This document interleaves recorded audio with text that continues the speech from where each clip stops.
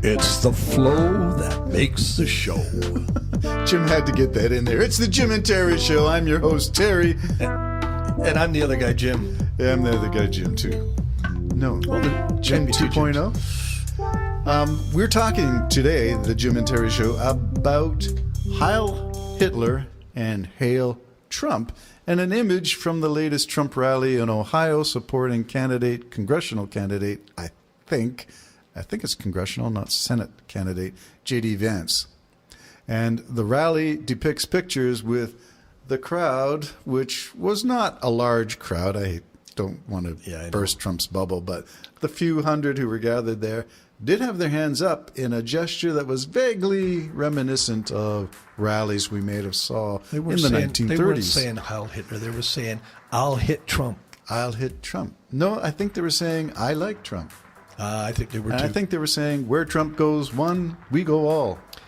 Yeah, I don't get it. Honestly, I can't see how you could follow such things. But well, all of this links into this strange thing where we find people who tend to believe in authoritarian style, I'm going to say family clusters to community clusters, i.e. churches, to Trump, the authoritarian strand that goes through do as I say and follow my lead and don't question.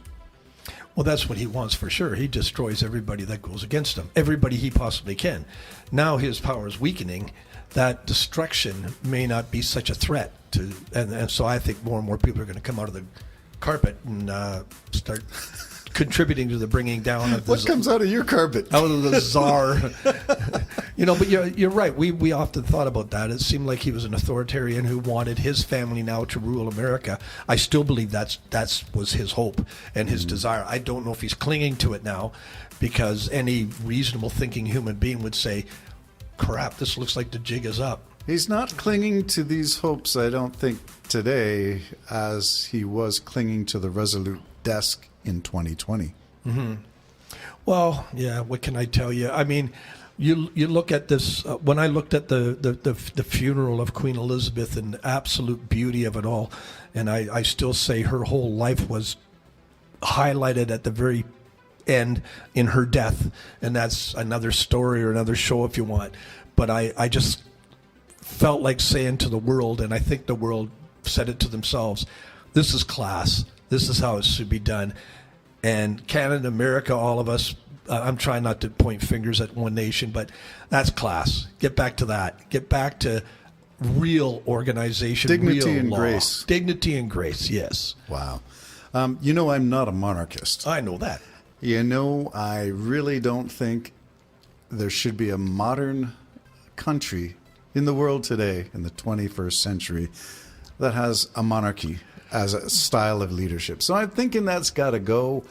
But having said that, billions upon billions of billions of dollars goes with that. So the economy will be hurt desperately. I know you say that. I'm not convinced of that. I'm never convinced of any top-down, trickle-down, anything economics. So get rid of that notion.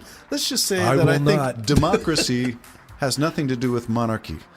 Yeah, well, that's why they have a government running their own. Most of the Queen kept her nose out. She would give advice and talk, but it was the government's in control. The monarchy is something completely aside from governing, and it is. That's an expensive show. They bring in gazillions of dollars to Britain. I know you say that. And well, it's not just a say. You watch, because if they do go down, and you may see that, people may have had enough. A lot of money is going to drain from the nation. Yeah, I'm not sure on what basis you predict that. My prediction would be sell and distribute, or maintain the buildings and all the trappings of royalty and make it accessible to all the people and charge fees for visiting all the castles and royal lands and what have you, trying on the royal jewels, the royal crown, the scepter. Did you hear that the diamond that's in the royal scepter, I'm going to say scepter, I don't think it's a mace, but the big diamond is South African. They want it back. No, I didn't hear that. Yeah. Why do they want it back? Well, because it's time. Well, it's just stupid. You think it's stupid? I think it's giving back what is wrongfully taken in the first place. then you would have to do that all around the world. Of I'm looking forward to that, every Jim. I conquering- call it restitution. and I call it absolute anarchy. It may be anarchistic in its initial wave of how this ripples through. It's like the Commonwealth. As we all became, like Canada becomes from a colony, moves on into nation status. It has its wrinkles. Yeah, It took a so while. are you sure they took that diamond or it was given to them? Like, should we take our horses back? Because I thought we gave our I horses thought it was the to beaver the Queen. hats that we were looking We for. gave horses to the Queen. The mounted police rode at the head of this whole procession. Yes, kudos to the Royal Canadian Mounted That was Police. Queen Elizabeth asking. I think that's quite Anyways, that wasn't noble. going to be our subjects for today. No, we were going to get away from royalty and discussions of whether. We gotta talk about the Queen Trump is dead. sometime. Long live the King. We're Yeah, going to talk well- about Charlie III. King Charles III, yes. Well, we know what happened with one of the kings in the United States. 1776, the bullets were flying, and the War of Independence was fought against that King Charles. what are you saying? I'm saying what goes around may come around. Oh, you never know. That Oh, you reminds never- me of a song. Yeah, is Dorothy here? Where's Dorothy? We're going to talk. Well, maybe we'll segue. No, we don't need to do that. No, let's keep to the Okay, thing. keep to the script. Well, the script is the Heil Hitler, Hail Trump, and the crowd scene, and Trump taking along the QAnon conspiracy theorists, embracing it even more. Is that because he's desperate to keep his base, and QAnon is part of the Trump MAGA world Well, base? you talk about money. His base is money. He opens his mouth and says, give me $46 each, and they will. And he makes hundreds of millions of dollars on his followers. He's ripping them right off, but they don't know that. Or they don't want to believe that, but that's what he's actually doing. Is that part of the fraud that is going on? The charge of fraud involves making money off of the fake election. I think that was in part of the. You're talking the New York Attorney General, Yes. suing for fraud. I think that's part of it. We know because they mentioned about the charity that they had, which actually didn't go to any charitable organization. He pocketed the money. They just pocketed the money. $10,000 for a portrait of Trump himself bought out of that.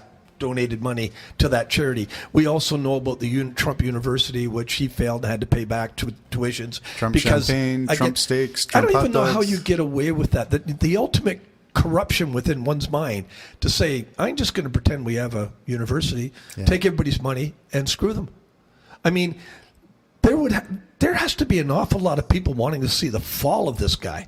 I mean, there has to be. Well, first, all the workers okay. and building the buildings and We need to all of separate that. some of this stuff out. Well, it's kinda hard. Let's just take It's all the there. Trump University and say, caveat emptor, buyer beware. Yeah, yeah. If you are enrolling in an institution that has Trump's name on it, there's something wrong with you. No, but that at the time, Trump wasn't as As corrupt? not as known for corruption. I mean, even look at he delivered apparently Atlantic City, right, and then didn't pay anybody for doing anything and all that kind of crap.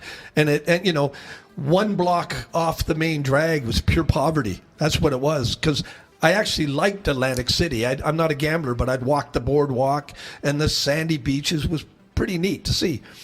But he's done that all over the world, all over America. He just doesn't pay lawyers. How many lawyers have you heard lately saying, who in their right mind would be his lawyer? But he got a $3 million upfront payment for the last lawyer that he hired. And that lawyer says nothing. That's right. He said nothing. That's right. So he may be just going touche. Well, anybody working for him got to get the money up front. Do not take it on whatever they call that quid pro quo basis where you deliver something, then you get paid after the fact. No, take it Because all. if you don't win, he ain't going to pay you. Yeah, well, I mean... Yeah. I think. I don't know that for sure. Yeah. Okay, well, let's get on to the QAnon conspiracy part of this stuff, because that's the part that is the intriguing part, and we linked in authoritarianism to this group of people who seem to be deluded. These are the same kinds of people who looked for JFK to return to Dallas. That was last year. Who were looking for Trump to be reinstated after 2020 election loss. They said January 6th, no, okay, it's February, no, it's March, oh, it's April, and this time JFK is going to come. It's going to take place in Dallas. The QAnon crowd is being stoked by the former general, this is an embarrassment to say, Michael Flynn. Oh, him. Remember, he was convicted. Yeah. So this is a guy who was bailed on by Trump. Trump pardoned him. That's the only reason he's out there spreading the QAnon good news. Well, specifically, we can talk about the hand raising and the finger. Where we go one, we go all. But cults, Trump, MAGA, nothing good in there, folks. The Jim and Terry Show. Bye-bye. Bye.